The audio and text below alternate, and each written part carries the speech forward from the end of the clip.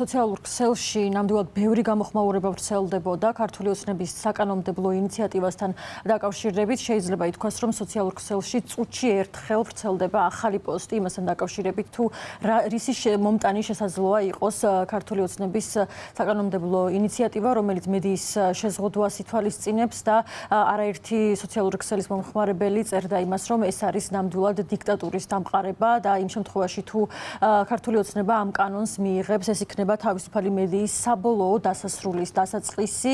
სოციალურ ქსელში ნათია კუპრაშვილი, რეგიონულ მაუწყებელთა ალიანსის დამფუძნებელი, მიმართავს საზოგადოებას. ის აცხადებს, რომ იმ შემთხვევაში, თუ ეს კანონი ამ კანონს მიიღებს ქართული ოცნება, ამის შემდეგ ბაღის კიდეზე მერის ნებართვის გარეშეც კი ვერ შეძლებენ შეკრებას სპონტანურად, მაგალითად ქუთაისში წერს ნათია კუპრაშვილი, ასევე პუბლიკას დირექტორი ზურა ვარდიაშვილი ავრცელებს პოსტს, სადაც ის საუბრობს იმაზე, რომ მედიის აკრძალვა ეს არის კლასიკური რუსული სცენარის მომდევნო ნაბიჯი. ასევე მთის ამბების რედაქტორი გელა მთივლიშვილი ავრცელებს პოსტს, სადაც ის აცხადებს და მიმართავს ქართულ ოცნებას, რომ მანამ სანამ ისინი ცოცხლები არიან, თავისუფალი კრიტიკული პროფესიული სტანდარტების ერთგული ონლაინ მედიის აკრძალვას ისინი ვერ შეძლებენ. ასევე ვრცელდება სოციალურ ქსელში ბექა მაისურაძის პოსტი, რომელიც მიმართავს საზოგადოებას და მე წაგიკითხავთ თუ რას წერს ის, როგორ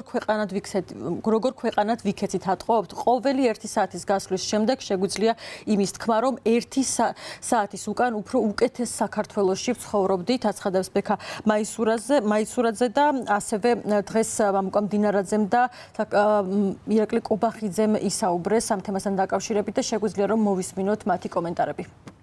ყველა კანონიდან და კანონქვემდებარე აქტიდან ამოღებული იქნება ნორმები, რომლებიც ითვალისწინებს საჯარო გადაწყვეტილებების მიღების პროცესში არასამთავრობო ორგანიზაციების სავალდებულო მონაწილეობას.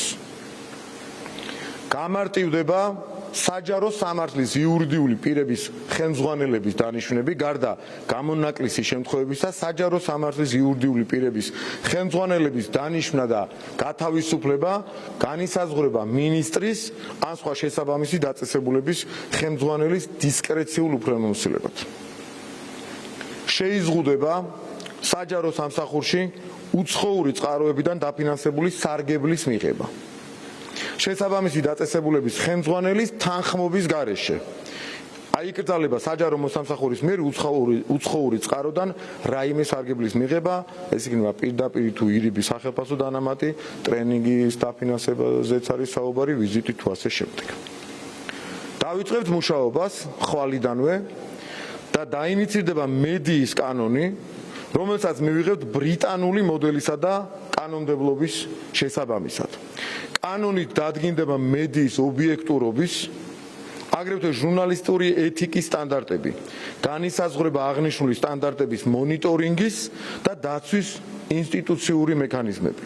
შეიზღუდება მედია საშუალების დაფინანსება უცხოური წყაროებიდან.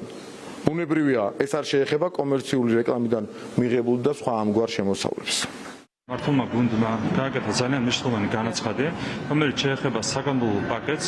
აქ საუბარია როგორც ამერიკული ფარას ასლის დაინიცირებაზე, ასევე შეეხება საკითხი მედიის შესახებ კანონმდებლობა, სადაც რა თქმა უნდა იქნება გაწერილი ობიექტურობის სტანდარტები, რასაც ისაუბრა დღეს უმრავლესობის ლიდერმა, ასევე ეთიკური სტანდარტები, იქნება არსებითად ბრიტანულ მოდელზე დაფუძნებული.